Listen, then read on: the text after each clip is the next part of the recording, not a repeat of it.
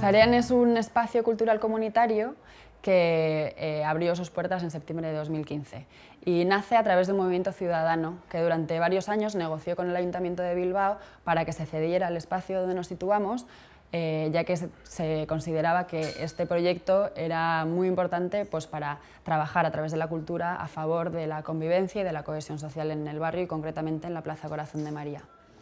El proyecto plantea un modelo de colaboración a tres bandas entre lo público, lo privado y lo comunitario. Lo público es Bilbao Ekintza, que cede el espacio a través de un convenio con la asociación Sarean. La parte privada está representada por la empresa PKP, que es quien en estos momentos gestiona el restaurante, y lo comunitario es la asociación Sarean, que es quienes organizamos y programamos el espacio cultural.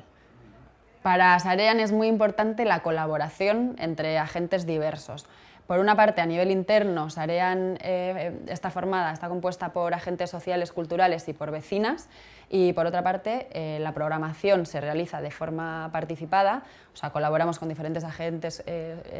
colectivos de artistas y asociaciones del barrio quienes usan Sarean como un recurso para organizar sus actividades, y también organizamos actividades fuera de nuestro espacio en colaboración con agentes culturales y sociales.